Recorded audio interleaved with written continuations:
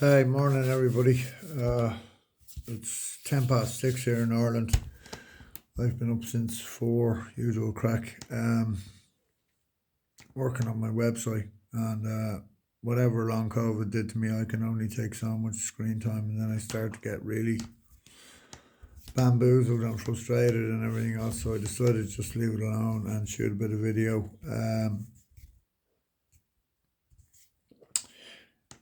It's a lot easier and worth doing, right? So I want to talk to you about soft plastics. I mean, there are just millions of soft plastics out there. You could spend the rest of your life buying soft plastics, and the truth is, you just don't need that many. Things I want to talk to you about are different types of soft plastics and the presentation of said types, and why it matters. Yeah, sure, right. You've got the chuck it and see brigade, right? You just whack it out and wind it back in and bang, fish on, right? Great.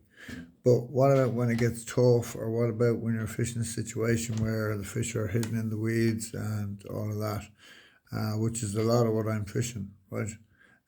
You've got to have some stuff in your arsenal that's able to A, fish through the weed, B, keep track of the current and look reasonably natural, and C, actually be attractive to the bass, right? Um, so, on that note, let's have a look.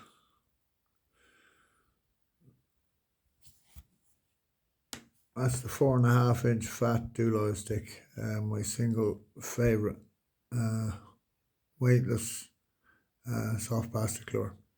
Right, you can see I have added my own weight. Right, you can get a bit of that Japanese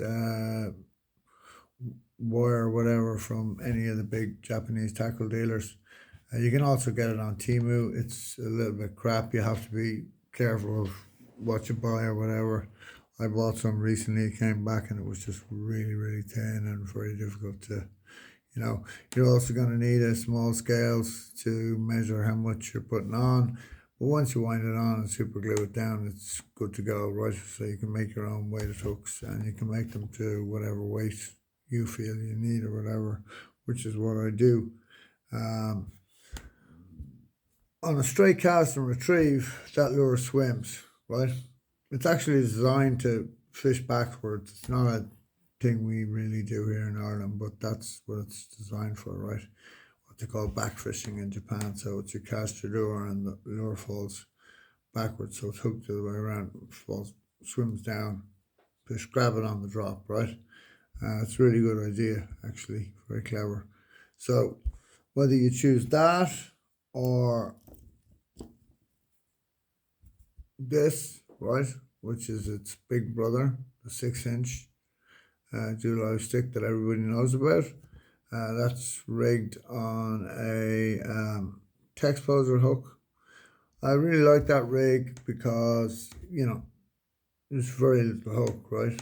And bass are clever. I mean, they can see stuff, right? Especially if you're daytime fishing. And you just got to really, really think about how to fool those fish, right? Next up, the infamous X-Layer.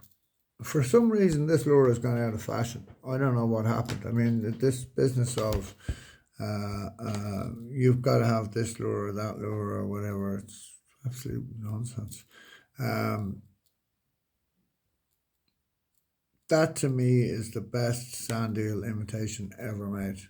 I mean, Megabass are just, I don't know how many years that company has been around, but by Jesus, do they know how to make a lure. I mean, you think about the hard lures that they've produced, the Zonk Gatoroids, just to mention two, right? I mean, just incredible. So, again, you can present it weedless, or you can present it on my favorite type of jig head, which is this guy, the batchy head, right? Why I like the batchy head is that it sits up, right? So if we take our X-Layer, let's just pop it off there. The other thing about the X-Layer is it's reasonably hardy, right? So you get a good few fish on it before it's dead, right? So measure Now I already know because I'm doing it years, but right, so it's in about the first rib, right? Slot that bad boy on, push it up, pull it through, and on she goes, right? There we go. Now, what's important about fishing that type of fishing is that that lure moves with the current, right, at the same speed. So if 5 grams is too heavy, if it's just getting stuck, go down. You can get those heads in 3 grams. You can get them in, I don't know, you can get them in 10 grams. I don't know the exact weights. I think they come in 5s, 7s, and 10s. They might even come in 2s as well, right? I know I've arranged them upstairs in my box or whatever.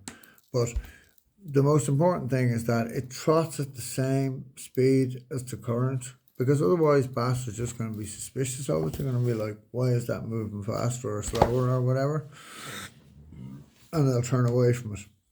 So, the latest craze, and I don't have them here, I don't believe it. The latest craze, of course, is creature baits and all the rest of it. I do have a couple of those that I've had great success on. That there is the Do Live shrimp, right? Fantastic. Just cast it into the weed bed, twitch it around, do nothing with it, let it sink down. You can imagine the movements, like from all the moving parts on the lure that the tide puts into it. You know, you don't have to do too much work. That's the other thing I wanted to say, was a lot of the time I think anglers are overworking the lures. Like the lures work themselves, right? You don't have to be like twitching and pulling and you know. Okay, yeah, occasionally give it a little twitch or, you know, bang it or whatever. But you don't have to go to town. Like take it easy. The less the bait is doing, probably the better.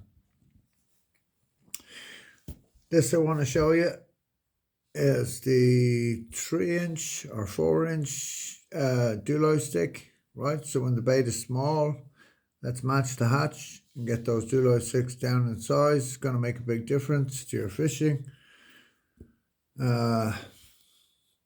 And then we come to the paddle tails, right? This is Headlock. Garrod from Limerick is making these. I really like these. I've already spoken about this, the square tail, inspired by pike fishing, etc., etc.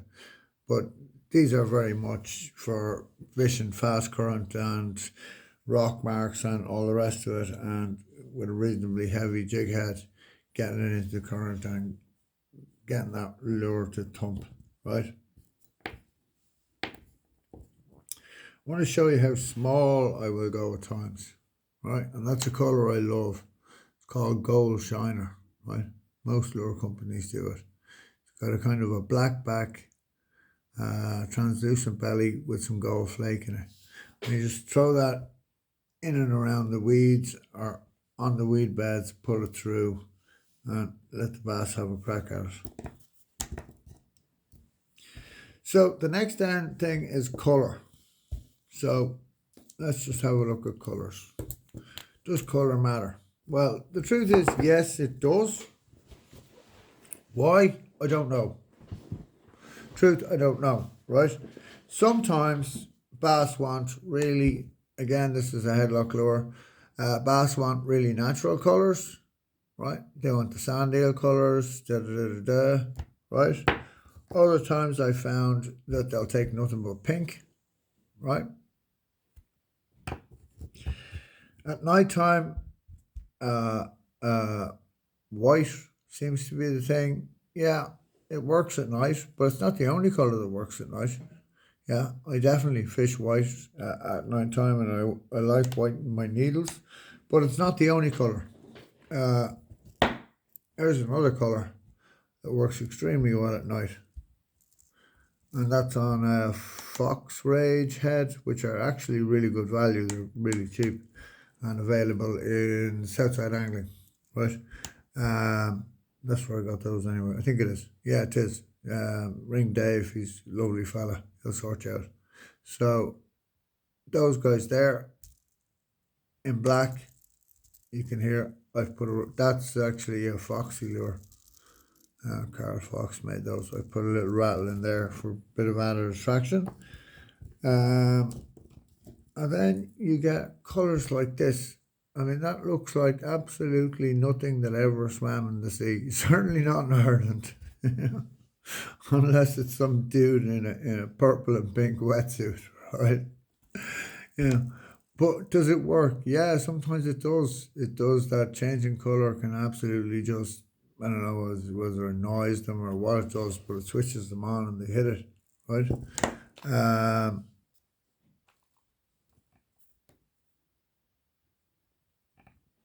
That there is my favourite colour in the dual stick.